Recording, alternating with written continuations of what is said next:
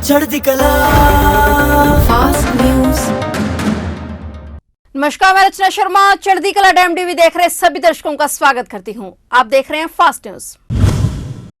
घनी धुंध के कारण सीमा सुरक्षा बल का एक और जवान बुधवार प्रातः लगभग 6:30 बजे पेट्रोलिंग करते हुए गलती से भारत पाक अंतर्राष्ट्रीय सीमा पार कर पाकिस्तान में पहुंच गया। बताया जाता है कि उसे पाकिस्तानी रेंजरों ने हिरासत में ले लिया है। सूत्रों के मुताबिक सीमा सुरक्षा बल की 66वीं बटालियन में कार्यरत अमित प्रसाद व अन्य सीमा पर रूटीन की पेट्रोलिंग कर रहे थे और कहा जाता है कि वह घनी धुंध के कारण अंतर्राष्ट्रीय सीमा पहचान नहीं पाए और पाकिस्तान की सीमा से चले गए। सीमा सुरक्षा बल के अधिकारियों व पाकिस्तान रेंजरों के बीच इस संबंध में बातचीत भी हुई है, जिसमें पाकिस्तान रेंजरों ने अमित प्रसाद के अपने कब्जे में होने की बात स्वीकारी है। इसमें पूर्व 2 दिसंबर को एक और जवान इसी प्रकार पेट्रोलिंग करते हुए पाकिस्तानी सीमा में चला गया था, जिसे बाद में उसी दिन पाकिस्तान ने भारत को वापस सौंप दिया था। गुजरात में विधानसभा चुनाव के लिए आज गुरुवार को जारी मतगणना के रुझान में सत्तारूढ़ भारतीय जनता पार्टी बड़ी बढ़त हासिल करती नजर आ रही है। चुनाव आयोग के रुझान के अनुसार भाजपा ज्यादा सीटों से आगे चल रही है और इस बीच भारतीय जनता पार्टी के कार्यकर्ताओं ने गांधीनगर में जश्न भी मनाना शुरू कर दिया है। बता दें कि भाजपा ने 1995 से राज्य में कोई विधानसभा चुनाव नहीं हारा है। गुजरात विधानसभा चुनाव के लिए मतगणना राज्य के 37 मतदान केंद्रों पर कड़ी सुरक्षा और भारत निर्वाचन आयोग द्वारा नियुक्त पर्यवेक्षकों की मौजूदगी में सुबह से जारी है। हिमाचल प्रदेश में शुरुआती रुझानों में कांग्रेस को बढ़त है, लेकिन बीजेपी भी ज्यादा पीछे नहीं है। उम्मीद की जा रही है कि आज दोपहर तक नई सरकार को लेकर चुनावी तस्वीर साफ हो जाएगी। फिलहाल बीजेपी और कांग्रेस दोनों अपने अपनी जीत के दावे कर रहे हैं। हिमाचल प्रदेश में 1985 के बाद से किसी दल ने लगातार 2 विधानसभा चुनाव नहीं जीते हैं और अगर भारतीय जनता पार्टी इस पहाड़ी राज्य में सत्ता में बनी रहती है तो ये एक नया रिकॉर्ड होगा। देश के पहले chief of defence staff general Vipin Rawat का पिछले साल 8 दिसंबर को तमिलनाडु के कुन्नूर के पास एक हेलीकॉप्टर दुर्घटना में निधन हो गया था। जनरल विपिन रावत के साथ उनकी पत्नी मधुलिका और भारतीय सेना के 11 और अफसरों ने भी इस भीषण हेलीकॉप्टर क्रैश में मौत हो गई थी।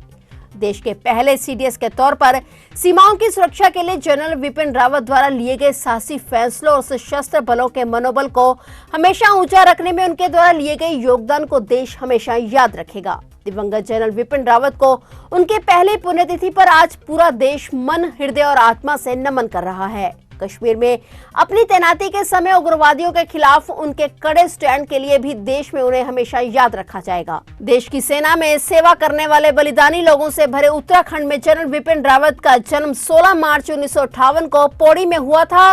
वह पौड़ी जिले के सैना गांव के निवासी थे। उनका पालन पोषण एक ऐसे परिवार में हुआ जिसका भारतीय सेना में सेवा करने का एक लंबा इतिहास रहा है। उनके पिता लेफ्टिनेंट जनरल लक्ष्मण सिंह रावत पौड़ी गढ़वाल जिले के सैंज गांव से थे। फोर्ब्स की दुनिया की 100 सबसे ताकतवर महिलाओं की सूची में वित्त मंत्री निर्मला सीतारमण, बायोकॉन की कार्यकारी चेयरपर्सन किरण मजूमदार शॉ और नायका की संस्थापक फाल्गुनी नायर को जगह मिली है। इस वार्षिक सूची में कुल 6 भारतीय महिलाओं ने जगह बनाई है।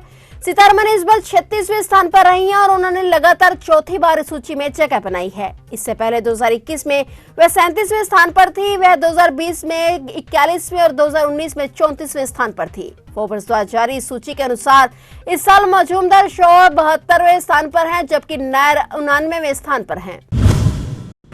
उत्तर प्रदेश में निवेश लाने और अगले साल होने वाले ग्लोबल इन्वेस्टर समिट को सफल बनाने के लिए योगी सरकार के मंत्रियों का विदेश दौरा शुरू हो गया है। मुख्यमंत्री योगी आदित्यनाथ खुद भी यूपी की ग्लोबल ब्रांडिंग के लिए कई देशों का दौरा कर वहां के उद्योगपतियों से मुलाकात करेंगे। वहीं जिन मंत्रियों के दौरे शुरू हो गए हैं उनमें डिप्टी सीएम ब्रजेश पाठक, विधानसभा अध्यक्ष सतीश महाना, पीडब्ल्यूडी मंत्री जितिन प्रसाद समेत अन्य का नाम शामिल है। Deputy CM Brajesh Pathak Brazil, Argentina और मेक्सिको के दौरे पर हैं, जबकि विधानसभा अध्यक्ष सतीश महाना कनाडा और लॉस एंजलिस के दौरे पर रहेंगे। गुरुवार को पीडब्ल्यूडी मंत्री जितिन प्रसाद, सुरेश खन्ना, मंत्री नंद गोपाल नंदी और धर्मपाल विदेश दौरे पर जाएंगे। वित्त मंत्री सुरेश खन्ना यूके के लिए रवाना हुए तो वहीं पूर्व मंत्री सिद्धार्थ नाथ सिंह और सीएम के 4 सलाहकार भी विदेश दौरे पर हैं। यूपी सरकार का कहना है कि उत्तर प्रदेश को उत्तम प्रदेश बनाना है। ग्लोबल इन्वेस्टर समिट को ऐतिहासिक बनाने के लिए सरकार काम कर रही है। इसके लिए विदेशी दौरे शुरू हो गए हैं। उत्तर प्रदेश की मैनपुरी लोकसभा सीट और रामपुर सदर तथा खतौली विधानसभा सीटों के उपचुनाव की मतगणना का काम भी आज गुरुवार सुबह शांतिपूर्ण माहौल के बीच शुरू हो गया है। मतगणना सुबह 8 बजे से जारी है और दोपहर के बाद नतीजे आने की संभावना है। इन उपचुनावों के लिए पिछली 5 दिसंबर को मतदान हुआ था और इस दौरान मैनपुरी लोकसभा क्षेत्र में 54.1%, खतौली विधानसभा क्षेत्र में 56.46% और रामपुर सदर विधानसभा क्षेत्र में 33.94% वोट पड़े थे। मैनपुरी लोकसभा उपचुनाव में समाजवादी पार्टी की डिंपल यादव 51,000 से ज्यादा वोटों से आगे चल रही हैं।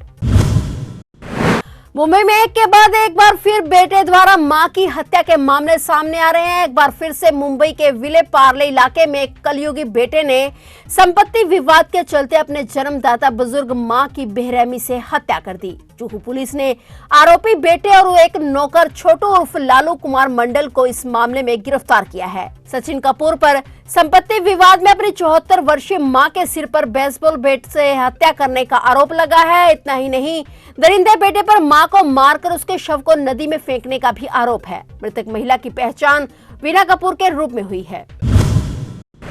पंजाब में घरेलू उपभोक्ताओं को मुफ्त बिजली का तोहफा देने पर चरमराई अपनी वित्तीय स्थिति को संभालने के लिए पावरकॉम ने नया रास्ता निकालने के प्रयास तेज कर दिए हैं। रेगुलेटरी कमीशन की मंजूरी के बाद पावरकॉम ने गत अक्टूबर माह में घरेलू व गैर रिहायशी उपभोक्ताओं को अपना गैर अधिकृत बिजली लोड नियमित करवाने के लिए स्वैच्छिक घोषणा योजना लागू की थी, लेकिन इसे उपभोक्ताओं का कोई रिस्पांस नहीं मिला और जिसके चलते पावरकॉम ने अब कमीशन में इसकी संशोधित करने की मंजूरी प्राप्त कर ली है। पावरकॉम की ओर से कमीशन को दिए गए डाटा में राज्य में 54.15 लाख ऐसे घरेलू उपभोक्ता हैं जिनकी बिजली का लोड 2 किलोवाट तक है। पहले की योजना के अनुसार कोई उपभोक्ता अपने बिजली लोड 100% तक बढ़ा सकता था, जिसके चलते इस श्रेणी के उपभोक्ता सिर्फ 4 किलोवाट तक ही अपना बिजली बढ़वा सकते थे। कमीशन ने पावरकॉम का आग्रह स्वीकार करते हुए 50 किलोवाट मंजूरी बिजली लोड वाले घरेलू और 20 किलोवाट मंजूर पर बिजली लोड वाले गैर रिहायशी उपभोक्ताओं के लिए बिजली लोड बढ़ाने की 100% की अधिकतम सीमा को हटा दिया, लेकिन बढ़ा हुआ बिजली लोड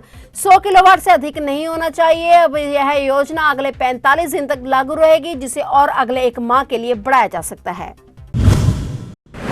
प्रधानमंत्री नरेंद्र मोदी के गृह राज्य गुजरात में भाजपा के मुख्य रणनीतिकार अमित शाह द्वारा निर्धारित 140 सीटों के लक्ष्य को पार कर भाजपा रुझानों से आगे निकल गई है। रुझानों में कांग्रेस पिछड़ती हुई नजर आ रही है।